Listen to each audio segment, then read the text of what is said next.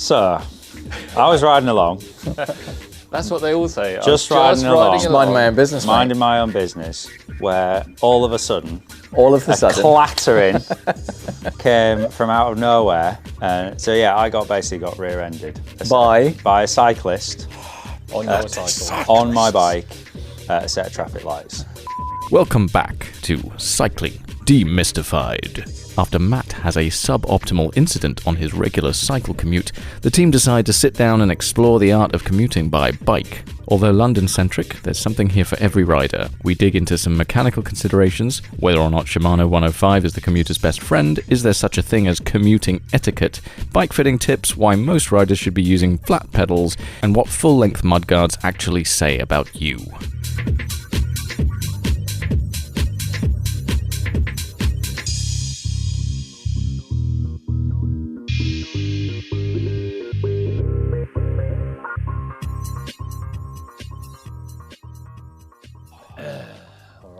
We're on. F***ing commuters, mate. Hang on. All right, let's start again. Welcome to Cycling Demystified. Got the whole team in here today. Chomping at the bit and raring to go. Yeah, there's ready for we're going to do something a little bit different today. We are going to talk about Zen and the art of commuting. Because we live in London, which is a big old place, and we ride our bikes into work every day. Or some of us do, anyway. I'll talk about my commute in a minute. Next week we'll talk about the trains, right? Yeah. But we thought we'd talk about this segment because actually probably we spend more time on our commute bikes than we do on our leisure bikes more of the time. So it seems to warrant some discussion around, what we should be doing on our commute bikes. How we should be treating our commute, and do we have a commute bike, or do we ride our best bike into work every day? Yeah, mine don't have a saddle on it at the moment, so no. And there are some specific considerations around this. Let's call it a discipline of commuting. Commuting etiquette. Yeah. So we're going to talk about both the practical elements of what you should consider when we talk about your bike fit in relation to commuting, also your mechanical sympathy as we talk about what can you be doing to your bike, your steed, to help you through your commute, but also mindset. We love a bit of mindset stuff, a bit of philosophy. Yeah. Hence the name, Zen and the art of commuting. So, why are we talking about this? What incident Matthew spurred this discussion, Matthew? So, I was riding along. That's what they all say. Just riding along. Minding my own business, mate. Minding my own business, where all of a sudden, a clattering came from out of nowhere. So yeah, I basically got rear-ended by a cyclist on your cycle, on my bike at a set of traffic lights. So picture this, right? If you know London, I'll set the scene. So we're coming down this big straight road from between Kennington and Elephant in South London, and there's a few set of traffic lights, and there's one in particular which there's a bit of a kind of a lag between one changing from amber to red and the other one going green. So if you do that commute fairly often, then you see a lot of cyclists. My mum calls them amber gamblers. They go through on amber because they know there's a bit of a lag between the next set going green. I can't be arsed, basically, running red lights or gambling with amber red lights. So I ride a mountain bike with disc brakes that work. So I see the light go amber and I'm like, okay, right, I've got a bit of time to slow down. Like, I can't be bothered. Like, I'm chilling on my commute. I'm going to come to a nice controlled stop and wait my turn. So as I do that, I hear at the corner of my ear, not the corner of my eye, the corner of my ear, the distinct sound of brake shoes on rims. I was like, oh, this can't be good. Sparks. So yeah, Like sparks just the metal flying, on metal. metal on metal, scraping. I was like, I know what's going to happen here. And then yeah, a second later, bosh, straight into the back. I was like, oh. Right, You said a naughty word to him, didn't you? I yelled lots of expletives in his face, and I think people around me were a little bit scared. As they okay. should be. I'm fine. You're fine. I'm fine. No injuries So sustained. only mental scars. Okay. But no, I was fine. I was literally stood still, and this. Didn't he go over the handlebars? He did go. I'll come to that. I'll come to that. Okay, jump the gun. There's a lineage that I kind of want to follow. So, impact happens. I'm like, right, going through my head, assessing the damage. I was like, okay, best case scenario, this is a bent mudguard. Worst case scenario, this is a brand new XT rear mech. I'd know which one's the cheaper of the two. So, luckily, this guy had the precision to put his 23mm Schwalbe Marathon tyre into the back of my £90 Portland Design Works mudguard, which he bent like a 9-bob note. I was livid. So I turned around to this guy after screaming loads of expletives in his face, which probably wasn't my best move. And I would say I regret it, but I don't. So I'm not going to lie. I'm glad I did it because he needed telling. I don't think you should ever regret shouting at traffic. Yeah, so he's a mess on the floor, right, doing this thing. He's like, dripping head to toe in night vision. He's got a helmet that he's had since he was 8 from the Early Learning Centre at the back of his head. He ain't doing anything. And so I'm starting my rant at him. He's going like, what are you doing? And his initial response is, well, I've just gone over the bars. I was like, yes, mate, you've gone over the bars because you weren't paying attention to what was going on in front of you. You assumed I was going to run the red light, so you were right up my behind trying to get through as well, and you've paid the price. You've got no respect for yourself. You've got no respect for anyone else. What even are you? You're rushing to get to some dead-end job where you can put in zeros and ones into some daft spreadsheet that no one cares about. Just no. So anyway, look at the bike, bent mudguard. I'm like, oh, this is expensive. He has the audacity to say, well, what's wrong with it? I was like, mate, you have a bicycle-shaped object. I've put some thought into my commuter bike, and clearly something's not right. Even if I told you what was wrong with it, you wouldn't know. So don't come at me with that. And then, the lights went, and I decided to be on my way, because otherwise I think if he'd have kept going, I'd have lamped him. But, so the story is, and this is kind of why we got onto this, it's like the approach that a lot of people have to commuting. The roads are getting busier, especially in the summer. I guarantee you he ain't out there in winter. Absolutely not. It's just like, and that kind of got us thinking about how should we approach commuting? What should we do with our bikes? What can we do with our bike position, our mechanical sympathy? All this kind of stuff, that everything kind of to do with commuting after this kind of like unfortunate incident. And unfortunately for Ev, he was the first person that I saw. And I went on a bit of a rant, and you got the brunt of it, really, didn't you? Yeah, but I was totally in agreement, because I was like, if that happened to me, I probably would have put the guy in the ground. It's like he was already on the ground. Well, then I would have kicked him. I was like, what do you expect? Obviously, you've gone over the bars. You've clattered into a stationary object. Why are you in such a hurry? That is my question to pretty much everyone commuting, whether they're in a. But we're not talking about drivers.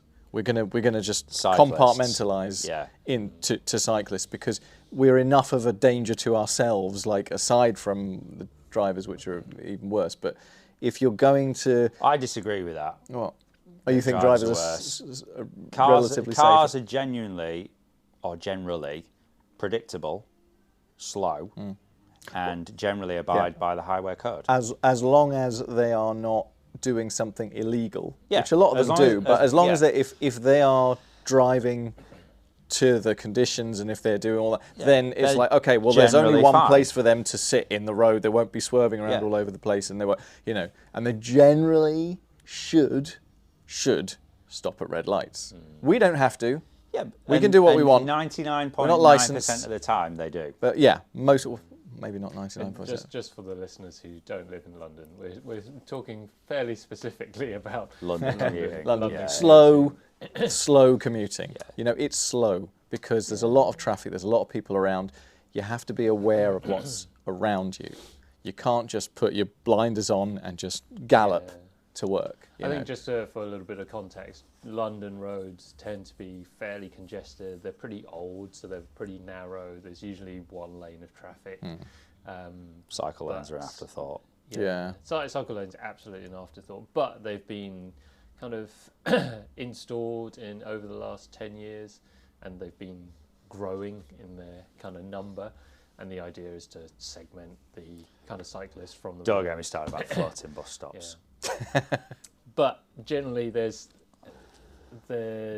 a small kind of cycle lane that is sometimes segmented from a small road lane, but sometimes they merge. Sometimes everything just kind of gets all mixed up together. Cycle lanes disappear as soon as you get to a big busy junction. Yeah. And they only start again on the other side, which is just, it's just mental. So the conditions are kind of Suboptimal. yeah. I would say. So you would think that any normal human being, I use the term normal in air quotes. in air quotes, with intended offence. You know, if there's possible danger or things that are out of your control, you're not sure about the road surface, you're not sure about whether there's something coming the other way, you're not sure about, you're going around a blind corner, you can't see if there's anyone coming the other way. What do you do? What's your remit? Just slam it in the corner, mate. As fast as I can. Valentino Rossi. Yeah. This is it. As quick as I can. You slow down and you be careful and you consider that other people might exist in this world, not just you. Right? This is my problem with commuters. But don't you know who I think I am? Exactly. That's what's going through everyone's head when they're on their commute. They think that they're the only person that exists in the world on their commute. They're just in their little dream world. I won't say nothing to joggers with headphones in. That's another podcast. Yeah. But you know, have a think about your environment and that you're not the only person in the universe. Do you think this is just like a hangover from just like commuting culture in general? Like you get on the tube here, everyone's got their cans on, everyone's listening to music, everyone's trying to like just cocoon themselves. Doing their best to ignore each other. Yeah, exactly. No one wants to talk to each other or anything like that. You know, you just get on Which with is it. fine when you're strolling along slowly.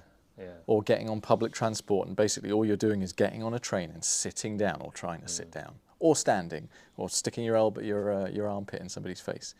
But when you're actually on a mode of transport that, if you behave irresponsibly, presents a danger to others. It's consequences, isn't it? Yeah. Basically. It's like, what are the consequences of your actions? Yeah.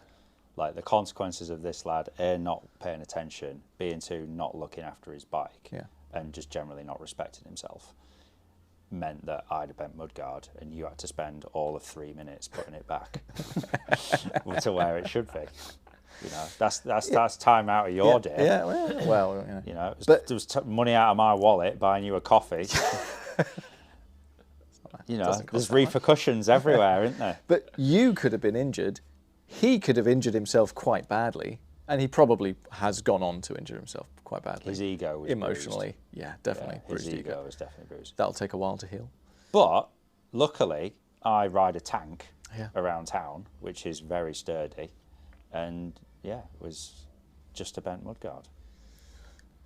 So was the main issue that actually he hadn't looked after his bike and he didn't have any brake pads and didn't realise that? That was part of the problem. I think part of the problem as well is that his school didn't do cycling proficiency. Lacking an understanding of basic physics, of the object that is moving forward hitting the stationary object and wondering why he's gone over the bars when such an impact has occurred. What's the most important component of any bicycle? The brakes. Yes. You're only as fast as you can stop. He failed at step 1. Yeah, you're only as fast as you can stop. You can ride an absolute beater. Your wheels can be wobbly. Your tyres can be, cut up and bald or whatever. Your saddle can be made of, I don't know, a slab of iron. Or leather.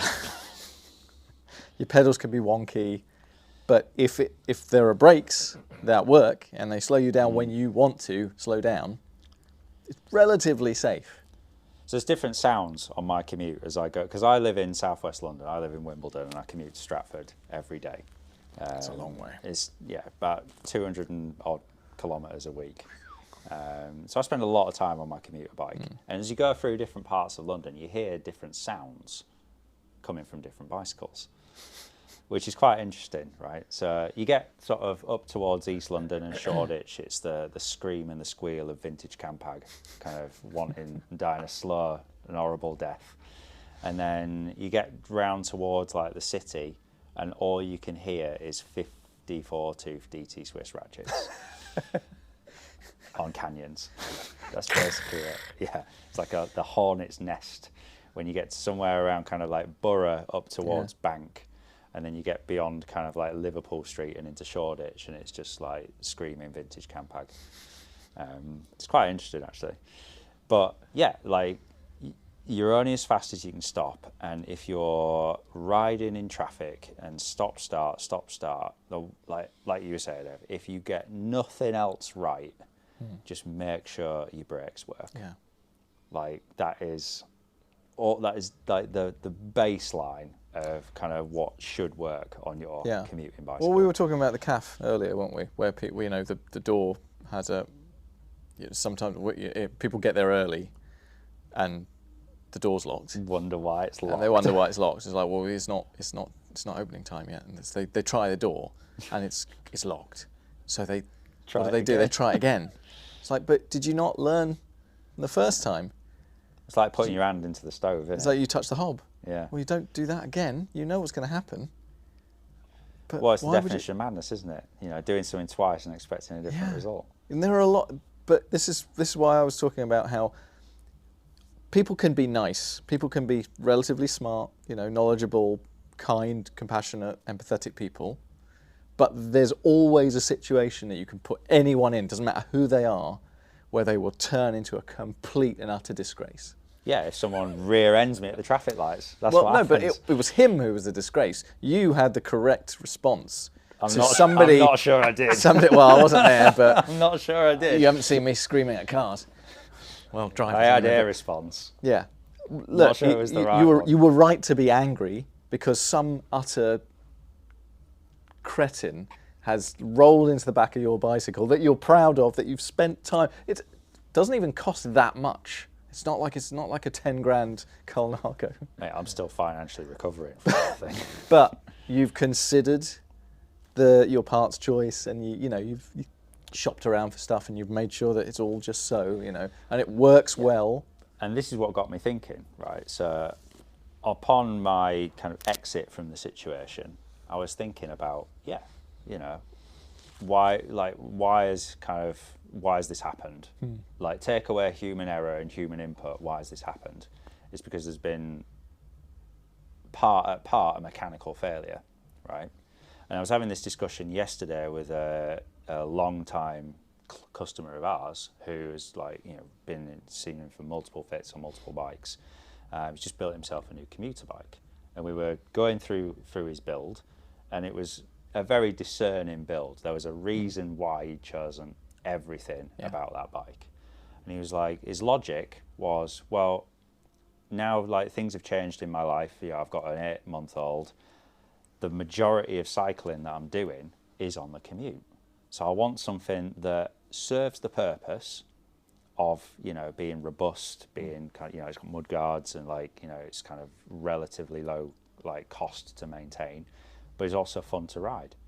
And that got me thinking, it's like, well, yeah, why are people riding these clunkers on the commute if you spend the vast majority of your time riding that bike? So I was thinking, I spend an inordinate amount of time commuting, relative to my what other cycling that I do. So yeah, if I'm going to spend a ton of time on that bike, I want it to A, work, B and 2, be comfortable, and C and 3, be cost effective, right? I don't want to be having to replace Dura-Ace chains every 5 minutes because there might be some moisture in the air, So it got me thinking. It's like, how should we approach our commuter bikes? Is there a right approach? Is there a wrong approach? What should we be thinking about? And are there any kind of mechanical considerations we should make, as well as positional considerations to make? Because you think, you're commuting on your air road, it happens, see it every day. You can't see where you're going, you're going to have problems. Throwing a huge backpack. Yeah, exactly. Oh, my back hurts. Yeah, mate, because you've got your laptop on your back and your nose is on the front wheel. So it got me thinking, and I think, chatting to you boys about it could offer some interesting insights that I probably haven't thought of. Or maybe I can offer some insights into why I've built a tank. Should we start with the mechanical side? Let's start with the mechanical side. I think I know where this is going, but yeah, you go. Well, I mean, apart from kind of checking your brakes and stuff, what other things should we make sure that our bikes can do? What simple things can we do just to give our bikes a once over and check them? Check your tyre pressures. Check your tyre pressures. Check your tyre pressures. Go up a size in tyre if you can fit something bigger in your frame. There's really no reason on your commute to be running the skinniest tyres possible. They might be super fast on a velodrome or a smooth alpine climb, but you're commuting, there's going to be potholes, there's going to be glass, there's going to be all sorts of things. Put it this way, the lower the pressure you can run, the more you're protecting yourself against something like a puncture. See, I have a lifestyle kind of choice for this. Go on. Everyone should run the biggest tyres they can fit in their frame. I disagree, but continue. Why wouldn't you? Bigger is than better. Bigger, yes. The big, because I have this thing about clearance, right? This has had totally the desired effect. The tyre clearance or the frame clearance is not there so you can put the biggest tyre in that you can fit. I mean, there's got to be some space between the tyre and because you might get mud in it, or you might get sticks in it, or you might get something. You want it to be able to get out. You don't want something to jam in between your frame and your tyre. You can damage your frame. This and you'll probably totally slice the desired effect. You'll probably slice your tyre. When people come in with things like sidewall slashes and things like that, that's not something that you didn't ride through something that slashed your side. That's usually something got caught and got jammed in your frame, and then just literally it was like somebody just sticking a knife into a truck tyre and just pulling it along. That's usually what happens. So going back to something useful, and I'll stop being facetious for a minute. Go on. Bigger tyres, lower pressures. Lower pressure. Think of it.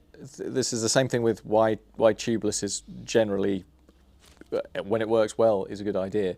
Is you can run lower pressures. Take a balloon, blow it up so it's blown up properly and it's full, and then you take a pin and you touch it with the pin, it will explode, right?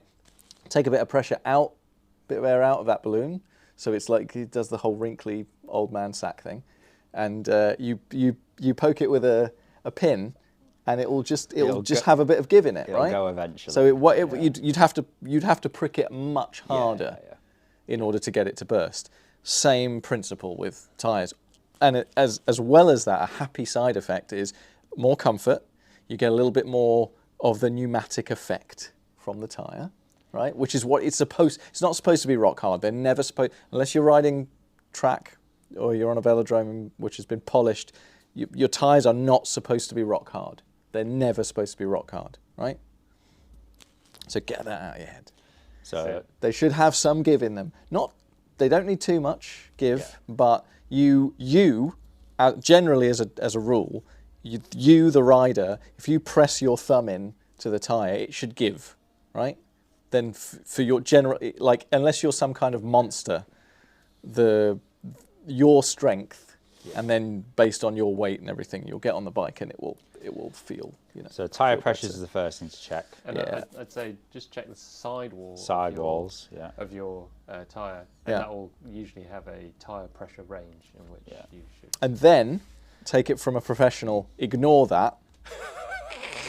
Classic. And I tell you what. Information, I tell you why. useful. I tell you what. Ignore whatever it says on the Practical. side of the tyre, because what it says on the side of the tyre is usually people will always go to the maximum. That maximum pressure. That maximum is basically when they design the tyres, they put the tyres on a solid steel disc, solid steel rim. Then they keep pumping them up until they explode. And the pressure that they put in when it exploded, they divide that by 2 and they write it on the side of the tyre. Yeah. So it's the maximum safe pressure, right? But usually the minimum pressure is probably more in the ballpark of what you should put on, but you can still go lower than that. There's a lot of other factors to do with the strength of the sidewalls of the tyre and how supple they are and how much they can give. Like, a Marathon Plus you can ride with very, very low pressure because the sidewalls are made of lead. So that it doesn't let it pinch, it doesn't let it compress too much. Shall we say to everyone then, maybe go in the middle of that? Yeah, maybe go in the middle as a starting point. Yeah. But also checking your tyre pressures and checking for any cuts. Check your tyres before you leave the house. If it's winter and you leave the house in the dark, have a torch on your landing, and just have a quick look. It doesn't have to take, once you've done it a few times, you get used to looking for the little pieces of glass that are actually a puncture waiting to happen. Right? They're sitting in there and they're slowly, on every rotation, they're getting pushed a little bit deeper, a little bit deeper, a little bit deeper, and then eventually get a puncture. Very rare for punctures to happen because you just rode through something. Yeah. You'll have ridden through some glass 3 weeks ago, there's still a little bit making its way through the carcass of your tyre, and eventually it'll give you a puncture when you least expect it. And the last thing with tyres is be smart about your tyre choice as well. Don't run Corsa Pros on your commute bike. Why did you look at me when you said that? I've seen you. But making sure that maybe a tyre that has a little bit more puncture protection, has a little bit of a kind of a harder compound. Puncture protection. This is so you said if this was QI, the buzzer would go off. Right? There's no such thing as puncture protection in a tyre. They can say, oh, it's got a layer of Kevlar, or it's got thicker carcass, or blah blah blah blah. So you'll be amazed how something will get through that. Puncture protection is what we just talked about, which is run slightly lower pressures, and actually check your tyres for stuff that's stuck in them and get rid of that. That's you giving yourself puncture protection. Also, consider where you're riding. Look at the ground, people. Look at the ground. If there's a pile of glass in there, you don't swerve straight away because there's probably someone behind you, or there's probably a car waiting to run you over. Just consider. Don't ride in the gutter. If you see broken glass, slow down. If you can look behind you, if you can go around it, go around. Just don't close your eyes and just motor through everything. But I think you can be smart with your tyre choice. You can. Usually, you want nice tyres. Look at whatever the manufacturer is offering as their top-end tyre, and they'll usually have the next one down, which is slightly tougher rubber. It's going to be a little bit heavier. Maybe there's a little bit higher rolling resistance. Blah blah blah blah blah. Yeah. And I would say if you don't know what tyre to look for, just go talk to your local bike shop. Yes. They'll sell you whatever they have in stock. But they will give you. But they will usually have a bike shop isn't going to want to sell you a tyre that's made of paper when they know you're riding a commuter bike. Yeah, exactly. They're going to say, look, ride something that's a bit robust. You don't need to set speed records on your local commute. You really do not need to be looking at Strava segments on your local commute. That can die right here. That segments on. As we said before, local bike shops do actually want to help you out. You just have to go in there and ask for that help rather than going in and saying, "I want one of these." Yeah. Exactly. Don't go in. Don't push the doors open like you're just entering a saloon in the Wild West and demand things from bike shops. Treat them like you'd like to be treated yourself. We've covered off tyres. We've covered off brakes. What else mechanically? Me. Go on. Way. I got something. I think all commute bikes should have full-length mudguards. Correct. Get him! I absolutely agree with that. Big fan. 2 versus 1 here. Then again, My but Arnold actually, Schwarzenegger impression. yeah. Okay, I agree in principle. Yeah. I don't think they should be called mudguards because they are absolutely useless in mud. They should be called rain guards. I don't know why they continue to call them mudguards. But do you know the reason why you should have full length? Tell me. Full length is the key. It's full word. length. Full length. Not race blades. No, full length mudguards, particularly on the rear, or rear and front have different functions. So the front is to protect your feet from getting wet. So if you have, it protects like all that spray from getting on like your feet and so on as you're pedaling. The rear is to protect the person behind you. So this is your way of respecting your fellow commuters and showing actually you've thought about them. So do you know what I did with my mudguards? Yeah. So the longer flap came on the rear mudguard. Put it on the front. I swapped it over and put it on the front one because I'm selfish. And there was a mechanic. You're like the there was Lamborghini a mechanic engineers. who recommended that to me, Really? who will remain nameless. Who knows who he is. He doesn't listen to this, but he knows exactly who he is. Yeah, he knows exactly who he is. And Is he Italian? he by is any chance? Italian. And he was like, you should have more respect yourself. That is a Put the very- longer flap on the front. That's a very Italian thing to do. And I'm totally for it. And I just love the story of Lamborghini, where the Lamborghini designers, they were asked by the reviewers of one of their cars, was like, well, you don't have a rear view mirror.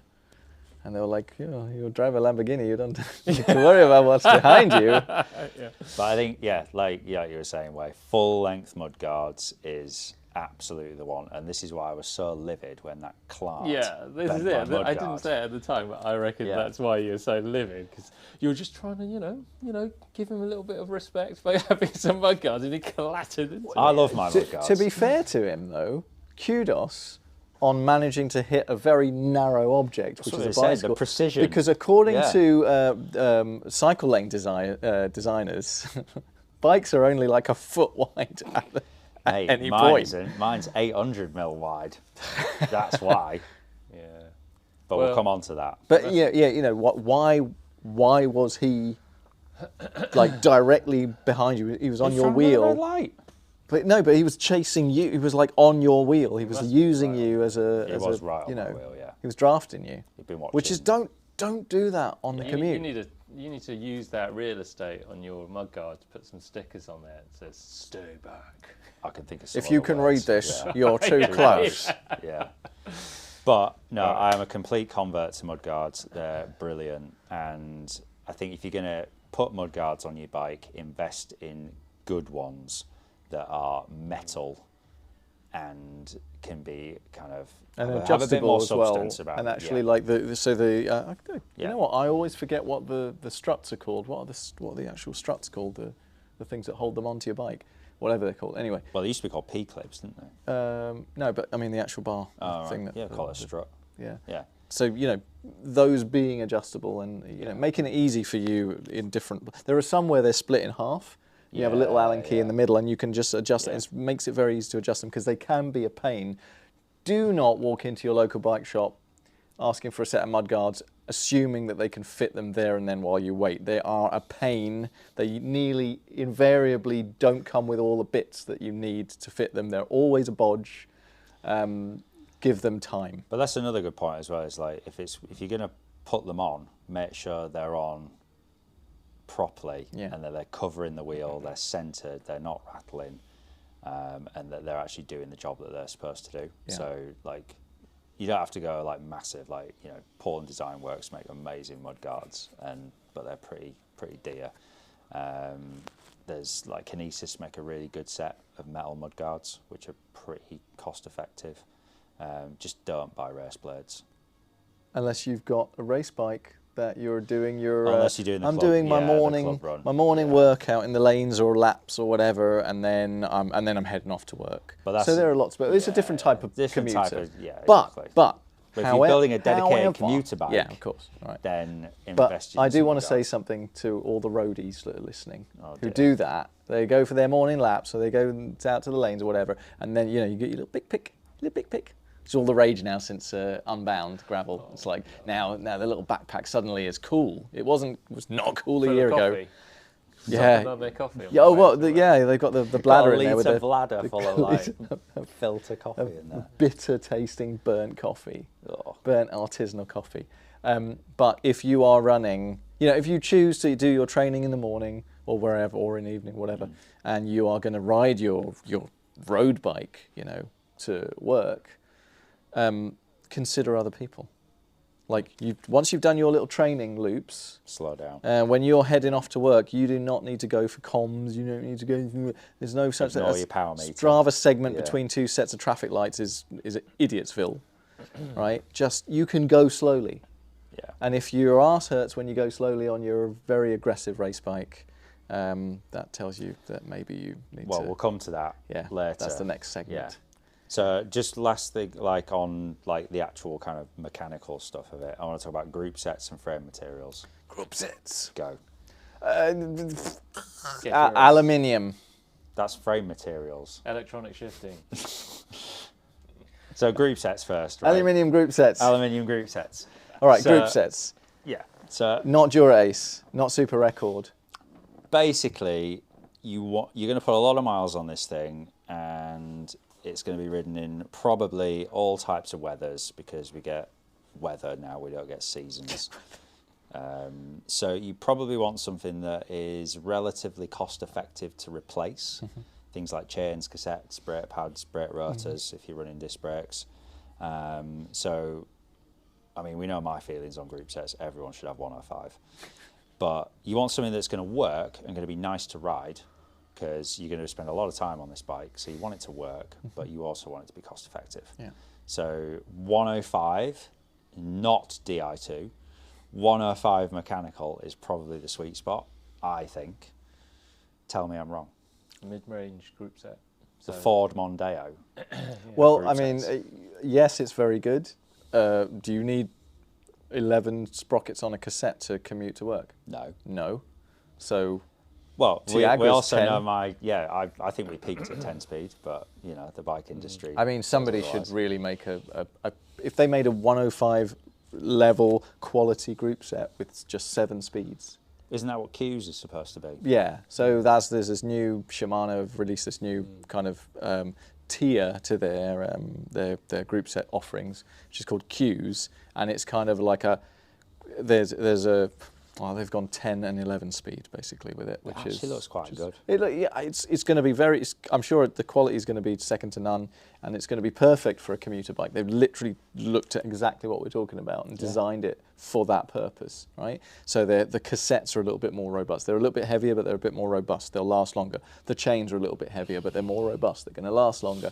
That's the thing. You can, however, do things like if you have Ultegra or Dura Ace or Super Record or whatever you have, you don't necessarily have to use the chain that is dedicated to that group set from that same manufacturer.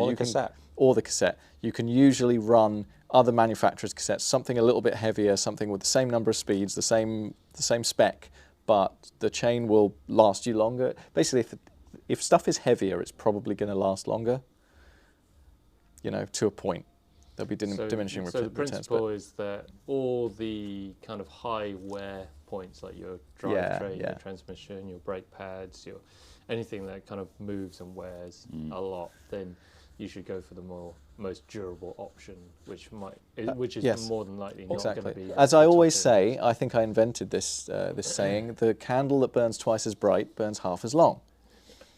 That was definitely you. Might not been me. That was definitely me. Yeah. But generally, if it's more expensive because it's lighter, it's not going to last very long. So go down a tier. Always look at the different manufacturers' websites. Go down a tier. You can usually mix and match. With most manufacturers, they'll have usually 3 tiers of their main kind of bread and butter group set stuff, and they're usually interchangeable. Yeah. So you can do things like you can use the lowest tier chain on the higher tier group set. You can use the lowest tier brake rotors, let's say, on the highest tier group set. I usually follow the mantra of the crit mantra, like don't race what you can't replace. So if someone's going to clatter into your XT rear mech, are you going to wince and go? My heart rate was about 300. If it was a Q's or Dior kind of. Well, if you've got electronic shifting, right? It could have been XTR. Yeah. That would have been bad. There are a lot of people out there now, more and more people, and I'm saying this because my girlfriend who runs a bike shop, which is literally focused at the commuter, right? The commuter level. No, none of this high-end crap. Yeah. And but London Bike Kitchen. London Bike Kitchen. Go see them. Exactly. They're amazing. They are seeing more electronic shifting coming in. Like there was a time until very, very recently, they had never seen an electronic shifter. It was like, oh, yeah, that's beyond. That's Semi-arching on electric. There is an option. No. But you know, but yeah. So the point is that there are going to be people who, because you almost can't move for electronic shifting now, and even 105, like Shimano 105, has got an electronic option now, and they're trying to push it on people. So people will buy a bike which is in the price range of, you know, your average road bike or something like that, and they'll end up with electronic shifting, and they'll think, oh, this is brilliant, this is awesome, until something breaks, and then you inform them, well, you know, the problem is that rear derailleur costs 3 times as much as a mechanical one, but you don't have a choice.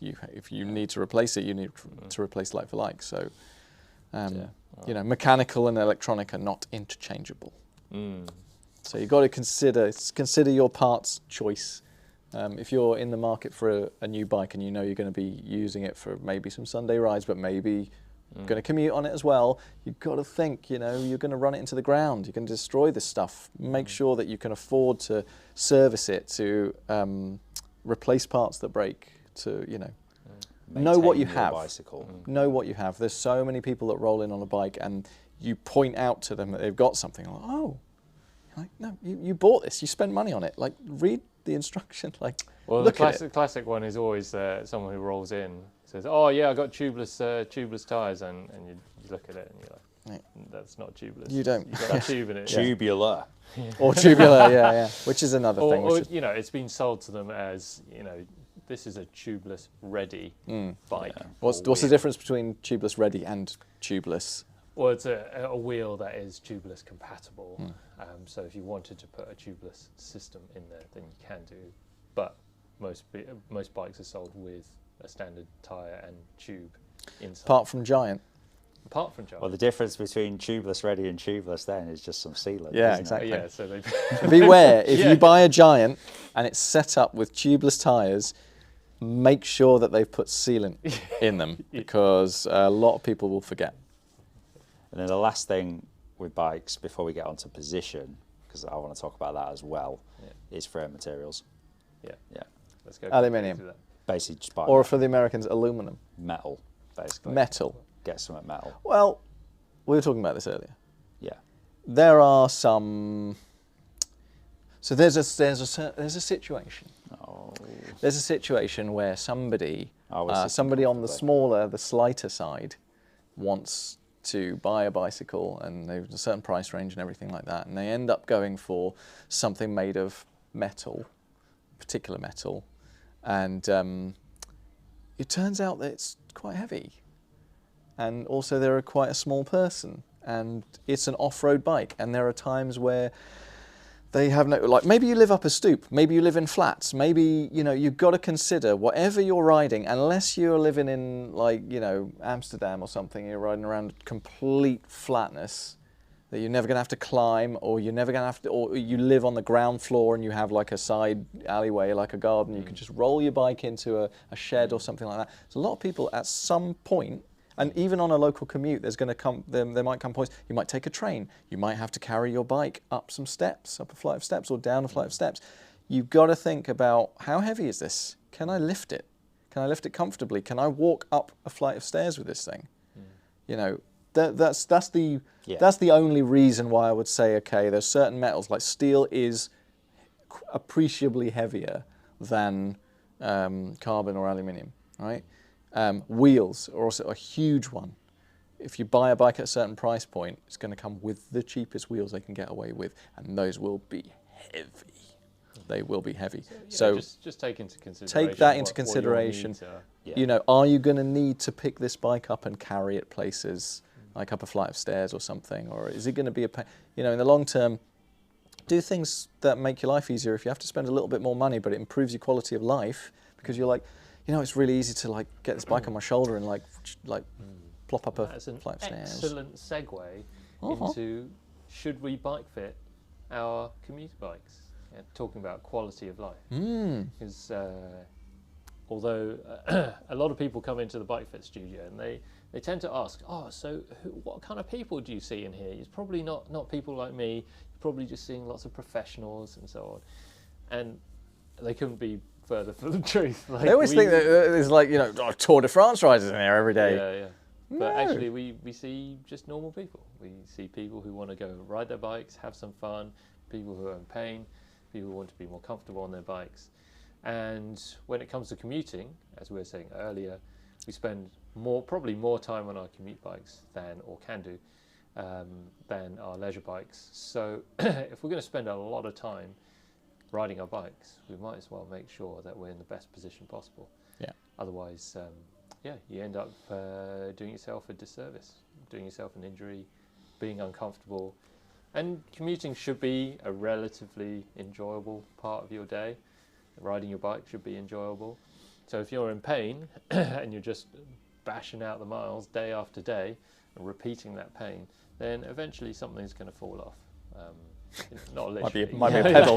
Yeah. Well, or a crank. See a lot of that. Yeah. Yeah. So what way, if anything, quick tips and positional considerations for a commuter bike versus a leisure bike?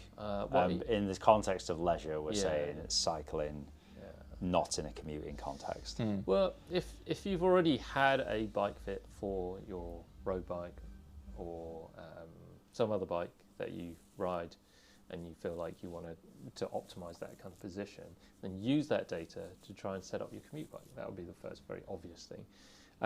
And, you know, just get it close. It doesn't have to be like exact. Don't have to get your lasers out, but at least like give it a go and get yourself and think about it. Think about how different that kind of position feels and what the differences might be.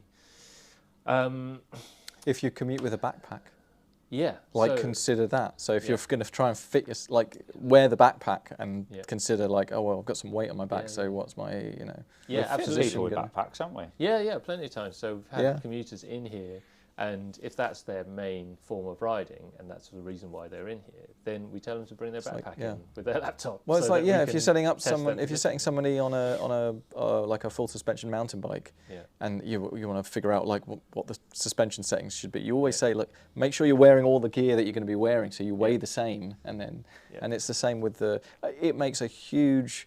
I mean, I brought some extra stuff in today in my, so I stuffed my backpack full of stuff, and it was a little bit heavier than and when you first put it on, you get on the bike, you don't really consider that it's making such a difference, but you ride for a little while and it's like, even if I'm conscious of it and I think, okay, I've got weight on my back, I'm going to try and hold myself in a certain way, there's still like, it makes such a difference on anything on your back, particularly because you're leaning forward, it just puts more weight into a stressful area. So stresses on your upper back as well, on your shoulders and your neck and everything like that. So, and that's a really good segue into what you should be achieving on your kind of setup with a commute bike. And probably the most important, or two most important things are: can you see the road ahead? Can you look around? This bloke couldn't. So you need to be like. It should be super easy just to look around, be able to look behind you, look forward. That's a really interesting. We'll come back to that. Looking behind you. Yeah. And not feel restricted in any way. And putting a backpack on might restrict you in some way. So just consider that. And bear in mind, if you're wearing a helmet, you don't have to wear a helmet on your commute. But if you're wearing a helmet, bear in mind, especially if you've got one of these fancy, silly aero things, and they're a bit longer at the back. If you wear your backpack up a bit too high up, you might not actually be able to move your head back so much. It might hit the... And helmet's really interesting consideration. Like we also see lots of people with like cameras and lights attached to their helmets, and actually that's really heavy. Yeah. Like if you put a camera or a big light on top of your helmet, that weighs your head down. It actually has a significant effect on your neck and your shoulders and things like that. So just consider whether or not that's actually helping or hindering you. And so in order to look forward and adjust for that kind of weight of the backpack, you might just want to raise your handlebars up a little bit, maybe bring the bars back towards you a little bit. And the other consideration is to make sure that you can reach your controls. So the amount of people that I see riding out there who are clearly not in a comfortable position and they can't reach the brakes. Maybe this lad who is riding behind you just didn't have his hands over the controls, couldn't reach the brakes in a split second. And so you are not in control. You know, if you're going to drive a car, you adjust the seat so that you can reach the pedals, reach everything so that you are in control. Because unless you want to look cool, and then you have to be as low down as possible and right in the middle of the car. But, you know, the consequences of crashing into another car are quite high. So, you know, you make sure that you can reach the pedals and controls. On a bike, the same principle should apply. You know, make sure that if you're not in control, if you're struggling to stay in control, then you need to change something. You know, and that's for both your safety and everyone else's. I have a suggestion for the industry. Yes. Actually, for all transport, all private transport, right? Yes. All insurance should be third party only, right? So if you have an accident or a crash or anything, your insurance will pay for the damages that you do to somebody else's vehicle, but not your own. Teach people to be responsible for their own stuff. But then their insurance would pay for your... Only if it was their fault. If it was not your fault. If it's your fault, then you have to pay for your own stuff. Because there's too much of this going around. Cars should not have windshields or seatbelts. That would fix everything. Right? You're not going to go speeding on the motorway when you don't have a windshield, are you? You're going to swallow flies. Yeah. That Capri you had with no seatbelts.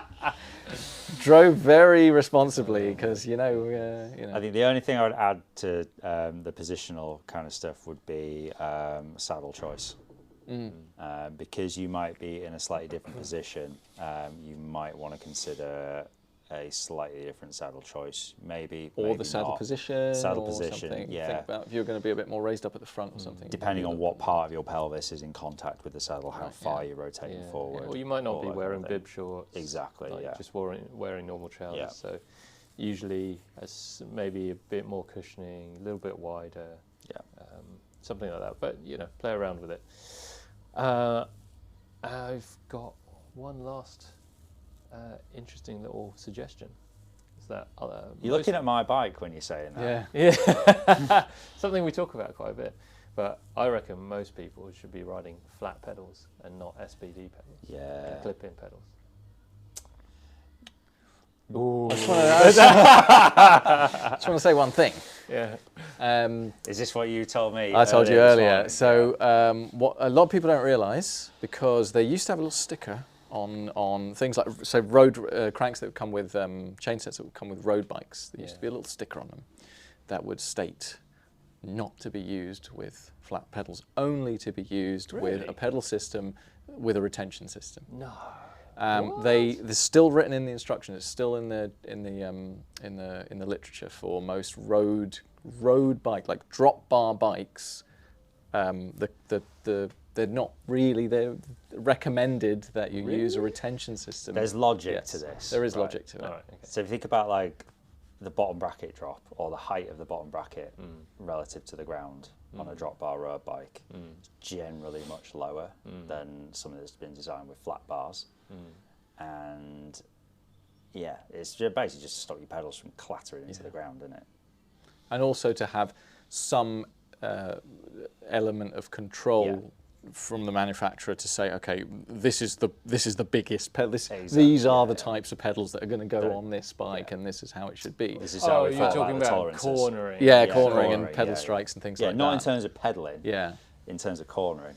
Right. But the other thing is, it's like somewhat agree, but at the same time, Especially with SPD, like regular like mountain bike style SPDs, where they've got lots of float, and it's really easy to get out of them. Like if you, I can't remember. There's a type of cleat, isn't there, where you can literally pull straight up, and it's a multi-release, and your foot will come up. I'm qualified to speak on this because I have crashed many times in races, and not one time, no, whether it was a slow speed crash or a high speed crash, or whether somebody hit me from the side or from behind, or I hit something from the front. Every single time I have woken up on the ground with my bike on the other side of the, it's like, it's amazing how you tend to just pop out of the pedals if something goes wrong. More often than not, it's quite rare as for well, people to be stuck in. I think I would caveat this with ride what you're most confident and comfortable with in a commuting context. Yeah, this takes me to another point. Can I just elaborate? Go on. So the reason why I suggest using flat pedals might not be just purely from a practical perspective of, can you clip in or not clip in. Obviously, it is really easy to just kind of use normal shoes and you can walk around and it's easier and stuff. But actually, if you're a road cyclist, there's some really good benefits from just using a flat pedal system to improve your pedal stroke. Teach your body to... teach smooth pedaling, efficient pedaling, because a lot of the temptation is with a lot of clip-in pedals is that you end up with some bad habits of like pulling through the pedal stroke because you can kind of get away with it. Yeah. Or I suppose if you just slapped your cleats on in completely the wrong position. Yeah, also, you can get away with so much more with a flat pedal system. But actually, flat pedals teach like a really good pedal stroke because you have to be smooth, you have to be in control. True. You have to, I will add to that. Flat pedals were not all created equal. There are some really, really good ones, and there are some really, really bad ones, especially in the wet. Yes. People call them bear traps because they're not. And I grew up with tenderizers. Tenderizers. Yeah. I grew up with permanent bruises on both my shins from riding bikes when I was a kid, because I was an idiot. But pedals with pins. They really, it's almost like being clipped in. Yeah. Like you use a decent pair of shoes as well with a soft enough rubber sole, or a pair of trainers or whatever, and it will hold your foot on that pedal. Yeah. So there are some crappy pedals. The pedals that come with Bromptons are awful, and they should be put in the bin shortly after you buy a Brompton. I'm definitely speaking about a specific pedal. So you know, if you're going to buy some flat pedals to put on your commute bike, you need to buy some mountain bike flat pedals, which are usually with a large platform, and as what Ev was describing, some small pins that kind of stick out from it. Usually the good ones also have they're adjustable as well. Kind of depth and number of pins in there, and that kind of pin system creates a lock between the sole of your shoe and the pedal, so that you can stay in a consistent position on that kind of pedal and pedal through the whole pedal stroke. And even at the bottom of the pedal stroke, you'll be able to put a little bit of back pressure through the pedal to kind of power the pedal through its a full pedal stroke circle without pulling upwards and creating that bad habit of pulling up through the pedal stroke. You're almost trying to just shuffle backwards before letting the other legs take over. So it teaches that transition where the pedals are vertical, so one pedal is at 12 o'clock and one is at 6 o'clock. And that transition point where you're applying power through the top of the pedal stroke with one foot and just kind of finishing the pedal stroke with the other. And that kind of smooth transition from one leg to the other is where you get your smooth pedaling from. That's where you become an efficient cyclist, or cyclist with souplesse. Souplesse. Not a chopper. Not a chopper. So, you know, this is where your commute can become a useful training aid. You don't have to be putting in all your power all the time to train to be, efficient. There are, like cycling is a skill. And so, training part of that skill on your commute every day in a repetitive fashion will lead to some gains. Slow skills. There It's you go, great. slow Commutes skills. are great for slow skills. You slow right down. At the lights even, you can almost some people like track standing, but whatever. Just being able to ride a bike very, very slowly and maintain your balance. Like slower than walking. Like there are plenty of opportunities during a London-based commute to pretty much be virtually stationary without putting your foot down. So you practice that. It's really good for skills. If you can maintain your balance on a bike that's barely moving, you will have a really good time when you're moving fairly quickly. I think we should do a part 2 to this at some point, because the cogs in my brain are whirring about just like how. And the cogs in your brain are quite heavy as well, exactly. So they'll last a long time. Exactly. But about just kind of how to maybe approach the mindset of commuting.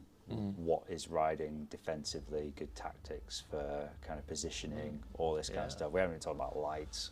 There's so much. Yeah, we've opened a can of worms. So I think maybe we'll high vis. Maybe we'll revisit this at some other point, because I think this is. I think it's a good topic. But let us know what you want to talk about. Yeah, if it's interesting, you want to talk about commuting, then let us know. If it's not interesting, we'll talk about it anyway. Yeah. So it doesn't matter. We did today. Yeah.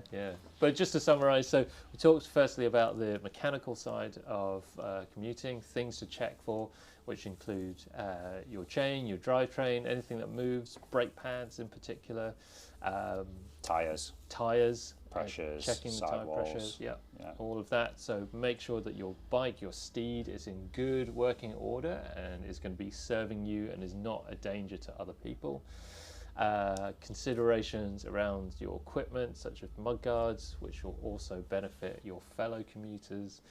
And then onto more positional considerations, where maybe you want, consider that you need to be able to look ahead as a priority, make sure that you are safe, you're able to cover the controls, and maybe you want to make some changes to your bike position to enable that to happen.